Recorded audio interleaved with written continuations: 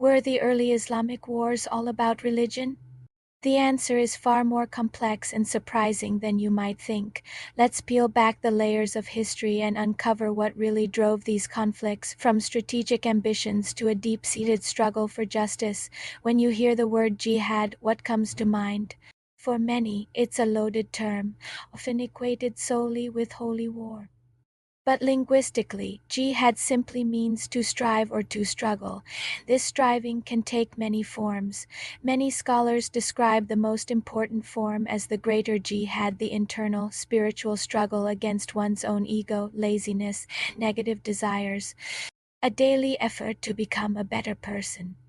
The physical act of fighting, known as qitl, represents a more limited aspect of this broader concept and is governed by strict ethical guidelines. So why were these early wars fought?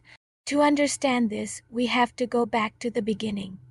The first Muslim community in Medina faced intense persecution from the powerful Quraysh tribe in Mecca. Their property was confiscated, they were driven from their homes, and their trade routes were blocked. In this context, early conflicts were largely defensive, a fight for survival against sustained oppression. The Quran frames permission to fight as being granted to those who have been wronged, emphasizing that it was a last resort after years of endurance. The objective was not forced conversion, but to end persecution and establish a secure environment where people could freely choose their beliefs. After the Prophet Muhammad's death, however, the situation gradually evolved. While ethical ideals remained important, geopolitical realities began to shape events. The neighboring Byzantine and Sasanian empires were weakened by internal divisions, creating a power vacuum that the emerging Islamic State moved to fill. Expansion was not driven by a single factor. Rather, it combined religious identity with political strategy and economic interests, such as securing trade routes, acquiring resources, and unifying diverse regions under stable governance. In many areas, the spread of Islam itself occurred gradually over centuries, often through trade, scholarship, and cultural exchange rather than direct military force. Merchants, scholars, and missionaries played a key role. Many were drawn to Islam's message of social justice and its intellectual appeal. One of the most remarkable outcomes of this expansion was the flourishing of knowledge during the Islamic Golden Age, with institutions like the House of Wisdom in Baghdad bringing together scholars from different cultures to translate and preserve Greek, Persian, and Indian works, contributions that would later influence the European Renaissance. It is also important to note that the early Muslim world was not politically unified. Internal conflicts, such as the first civil war's fitna, emerged over questions of leadership after the Prophet's death, eventually contributing to the Sunni-Shia divide, disputes that were not only theological but also deeply political. Despite these complexities, early Islamic teachings on warfare emphasized clear ethical boundaries.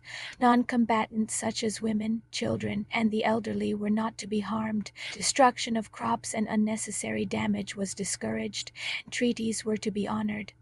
War was viewed as a last resort, with proportionality and restraint as guiding principles, and peace as the preferred outcome whenever possible. The military successes of early Muslim armies were also shaped by effective strategy and leadership. Commanders such as Khalid ibn al-Walid are often noted in historical sources for their tactical skill, including mobility, coordination, and adaptability on the battlefield. At the same time, some popular stories of battlefield heroism should be understood as part of a broader narrative tradition rather than strictly verified historical accounts. As the empire developed, functional distinction often emerged between political rulers and religious scholars, reflecting an evolving governance structure in which state authority and religious guidance operated alongside one another. So, when we look back at early Islamic wars, we find a story that resists simple explanations. It began as a struggle for survival and defense, evolved into a period of expansion shaped by political and economic realities, contributed to the rise of a civilization that left a lasting impact on science, culture, and knowledge. Understanding this complexity allows us to move beyond stereotypes and appreciate the deeper historical context behind these events. Thanks for watching. If you found this perspective insightful, don't forget to like, share, and subscribe for more content that challenges what you think you know.